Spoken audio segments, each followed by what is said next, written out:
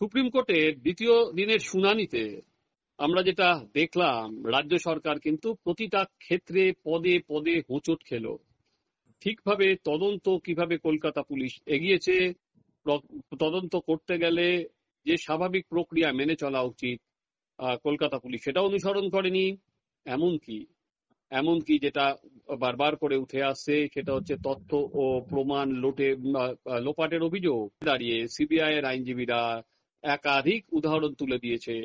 অন্যদিকে রাজ্য সরকারের তরফে কপিল সিবাল যে আহ, যুক্তিগুলো দিচ্ছিলেন সেই যুক্তিগুলো কিন্তু যথেষ্ট দুর্বল ছিল, অন্তত তদন্তের ক্ষেত্রে। রাজ্য সরকারের এমফাসিস বা জোরটা অনেক বেশি ছিল, সেটা হচ্ছে এই যে আন্দোলন, সেই আন্দোলনটা কিভাবে তোলা যায়।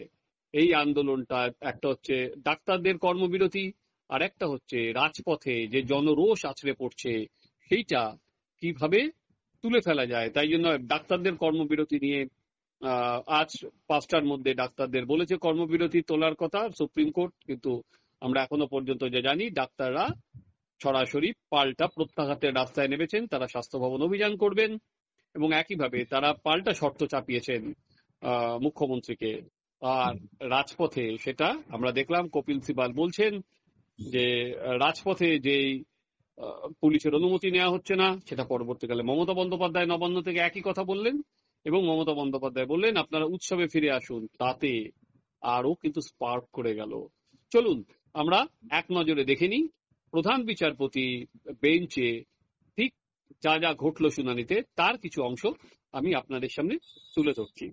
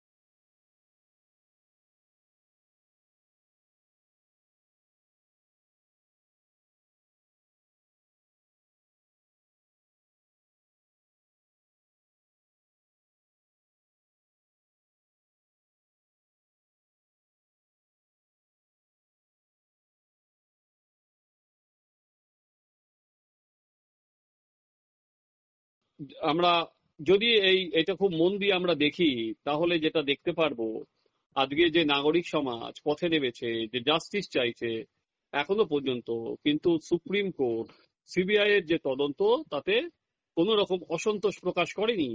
সিবিআই এর তদন্তে অসন্তোষ প্রকাশ করলে তারা কিন্তু প্রশ্ন চিহ্নের সামনে পড়তো। সেখানে কিন্তু একেবারেই কোনো অসন্তোষ করেনি, বরং সিবিআই কে না, তারা অনেক বেশি ব্যাখ্যা তলব করছে রাজ্য সরকারের কাছ থেকে, যে অনেক জায়গায় যেখানে রাজ্য সরকার উপযুক্ত জবাব দিতে পারছে না। এবং 17 তারিখ তাদের প্রচুর রাজ্য সরকারকে বলা হয়েছে সেই ময়নাতদন্তের চালান নিয়ে আসার কথা। দেখা যাক রাজ্য সরকার কি পেশ করতে পারে।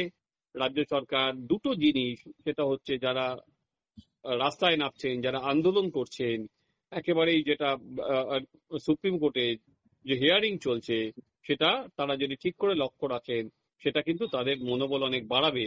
মনোবলে আঘাত করার মতো কোনো বিষয় কিন্তু এখনো পর্যন্ত সুপ্রিম কোর্টের হিয়ারিং এ উঠে আসেনি।